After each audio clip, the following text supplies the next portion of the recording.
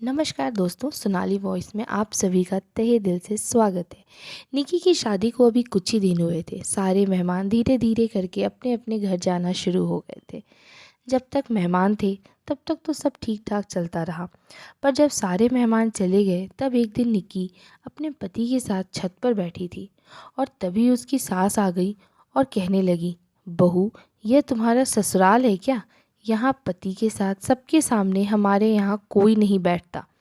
पर निकी को ये बात बड़ी अजीब लगी कि उसे अपने पति के साथ बैठने से क्यों मना कर रही है। आखिर है तो मेरा ही पति, पति के साथ भी ना बैठूं। उसे लगा जैसे उसने कोई जुर्म कर दिया हो। अब तो रोज सास का रोकना टोकना शुरू हो गया। अपनी तरफ से निकी कोई शिकायत का मौका नहीं देती थी। फिर भी उसकी सास कभी निकी को पल्ला ठीक करने कहती, कभी निकी चार औरतों के बीच में आके बैठ जाती तो उसकी सास उसे घूरने लगती और तब तक घूरती रहती जब तक निकी उठ के किचन में ना चली जाती। निकी का कोई भी काम उसकी सास को पसंद ही नहीं आता। निकी कितना भी अच्छा कर ले, लेकिन सास कोई ना कोई उसमें कमी निकाल ही लेती थी। हद तो तब हो गई जब सास निकी के आने जाने पे भी रोक टोक लगाने लगी। यहाँ मत जाओ, उधर मत जाओ, इधर मत खड़े हो, उधर मत खड़े हो, कोई देख लेगा, कोई क्या बोलेगा। मतलब निकी के पति नीलेश के एक दोस्त की शादी थी और नीलेश को जाना था। निकी ने सोचा शायद उसे भी जाना होगा, तो उसने भी एक साड़ी अपने पसंद की पेटी में से निकाल ली जो कि वो पहन के जाना चाहती थी। पर सास ने कहा, बहू, हमारे यहाँ किसी भी औरतें किसी भी शादी में औरतें नहीं जाती।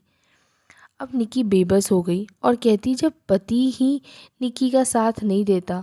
निकी सोचने लगी, कैसा ससुराल है, यहाँ इतनी पाबंदी आखिर क्यों है? सब कुछ अजीब सा है। यहाँ अपने से बड़ा कोई भी दिख जाए तो सास सर के पल्ले को आगे मुंह तक सरका देती। निकी को कहीं जाने नहीं दिया जाता। उसकी सास बस हर समय काम के लिए किचन में ही रखती थी। ऐसा लगता था जैसे वो इंसान नहीं, कोई कोल्हू का बैल हो, बस खटती रहे। निकी सोचती, ऐसा हमारे यहाँ तो नहीं होता। सब काम के साथ साथ हंसी मजाक भी करते हैं, सब बड़ों के साथ भी बैठते हैं और अपने पतियों के साथ भी रहते हैं।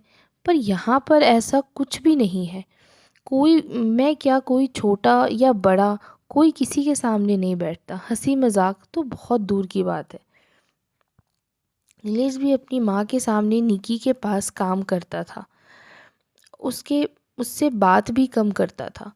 निकी की जितना पूछती बस उतना ही जवाब देता और उसके साथ बैठना भी नहीं चाहता। ऐसे ही धीरे धीरे दिन बीतते गए। नीलेश को दूसरे शहर में जाना पड़ता था काम के सिलसिले में।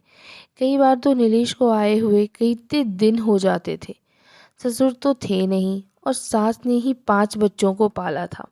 बाबूजी की जगह सास को कब मिल गया उसे पता ही नहीं चला, क्योंकि बाबूजी सारे बच्चों बच्चों जब छोटे थे तभी चल बसे थे। दोनों नंदों की शादी हो चुकी थी। बड़े भैया भाभी दूसरे शहर में नौकरी करते थे और रहते थे। छोटा देवर भी बाहर नौकरी करता था। नीलेश पिछले बेटे थे जो साथ रहते थे। निकी काम करके जब भी सुस्ताने बैठती तो उसकी सास फिर से कोई ना कोई काम उसे दे देती। आने जाने वालों का भी मेला लगा ही रहता था। निकी को सब कुछ बड़ा अजीब लगता था। वह सोचती, अगर शादी ऐसी होती है तो शायद वो शादी कभी भी नहीं करती। इस बार जब से नीलेश शहर से गए हैं, बहुत ज़्यादा महीने हो गए हैं, पर बिल्कुल भी वो आते ही नहीं और फ़ोन करने पर फ़ोन भी नहीं उठाते हैं।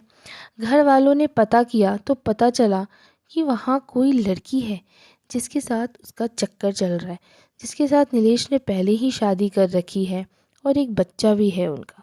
पर समाज के डर से कुछ नहीं बोला। पर सास को जब पता चला तो निक्की को ही दोषी मानने लगी।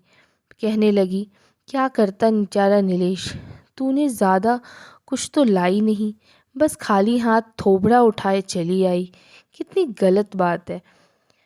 सोचा था शादी करके आएगी तो ज़िंदगी संवर जाएगी नीलेश की, पर नीलेश को तो बाहर काम के लिए जाना पड़ता है। हो, अब तो हो गया जो होना था, अब रोना कैसा, कौन सा तुम्हें छोड़ रहा। निकी को जब यह बात पता लगा तो उसे झटका लगा। वह अंदर से टूट गई। निकी के सारे सपने और ज़िंदगी एक पल में मानो जैसे बर्बाद से हो गए हों। उसकी माँ सदमे से पागल हो गई और पिताजी भी सेहत से लाचार हो गए थे। इसलिए निकी ससुराल में ही रहने के लिए बोला। भाई और भाभी दोबारा से निकी की जिम्मेदारी लेना नहीं चाहते थे, बिल्कुल भी तैयार नहीं थे। सबने अपना अपना पल्ला झाड़ सा लिया था। निकी सोच रही थी कि आज क्या मेरा मायके पे भी रोक लग गया? क्या अब वह मेरा घर नहीं रहा? क्योंकि निकी 12वीं कक्षा तक ही पढ़ी थी, इसलिए नौकरी चाकरी भी नहीं कर सकती थी। निकी के पास अब कोई चारा नहीं बचा था। वह ससुराल की इस काल कोठरी में बिल्कुल मानो कैद होकर रह गई थी। उसे कोई सहारा देने वाला नहीं था। आज शादी के कई साल हो गए, पर निकी की ज़िंदगी खाली पन्नों की एक बंद किताब की तरह है। लोगों की डर की वजह से वह कहीं जाती नहीं। उसे लगता कि लोग ताने मारेंगे या उससे सवाल करेंगे। वह मायके भी नहीं जाती। उसे यह भी पता चला सास ने पहले जेठानी को भी तंग किया था, पर नौकरी लगने की वजह से वह चली गई थी और कभी आई ही नहीं। निकी खुद को बहुत लाचार महसूस कर रही होती है। सोचती अगर उसके माँ बाप ने उसको अच्छी शिक्षा दी होती, अच्छे से पढ़ाया होता, तो वह भी आज अपनी मर्ज़ी की ज़िंदगी जी पाती। जिसके भरोसे इस घर में आई, उसी ने बीच मझधार में लाकर छोड़ दिया। निकी सोचती चलो सास खरी खोटी सुनाती तो है, लेकिन सर के ऊपर छत और 3 समय का खाना और ज़रूरत तो पूरा करती है। कभी कभी 4 महीने में नीलीश भी आ ही जाते हैं। निकी ने अपनी ज़िंदगी से समझौता सा कर लिया है कि वही उसकी अब किस्मत है, जिसे अब शायद कोई बदल नहीं सकता। आज अगर निकी जैसी लड़कियां पढ़ी लिखी होती और उनके पास कोई नौकरी करने का साधन होता या नौकरी का तजुर्बा होता, तो शायद कहानी कुछ और होती। निकी की ज़िंदगी ऐसी नहीं होती। निकी अपने पैरों पे खड़ी होती।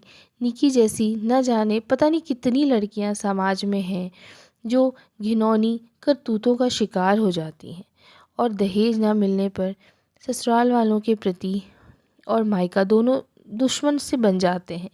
बाद में कोई मायका अब अपनी ही बेटी को नहीं रखता या बदनामी के डर से नहीं रखना चाहता, जब तक कि बेटी अपने पैरों पे खड़ी ना हो।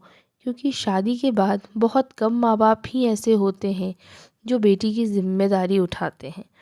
हर कोई यही कहता है बेटा अब वही तुम्हारी किस्मत है और वही तुम्हारा घर है, तुम्हें समझौता तो मत करना ही होगा। और बेटी मजबूर हो जाती है सब सहने पर। किसी तजुर्बे के अभाव में बेटी के लिए मुश्किल हो जाता है, कोई उसे अपनाता नहीं है। इसलिए साक्षरता का भी तभी महत्व है जब बेटियों को पढ़ाई लिखाई के साथ उसे खुद के पैरों पे खड़े होना भी सिखाएं और ऐसे वक्त में अपनी बेटी के साथ खड़े रहें, उन्हें अकेला कतई ना छोड़ें। आशा करती हूँ कि आप मेरी बात से यहाँ सहमत होंगे। यह छोटी सी कहानी यहाँ ख़त्म होती है। ये कहानी नहीं, हमारे समाज का कहा जाए दर्पण है। ऐसे बहुत से केसेस होते रहते हैं आए दिन। तो चलिए, अगर आपको कहानी अच्छी लगी हो तो please like share and subscribe कीजिए। गाइस प्लीज़ सब्सक्राइब कीजिए और मेरे चैनल को, सो दैट मैं मोटिवेट होती रहूँ। Thank you so much.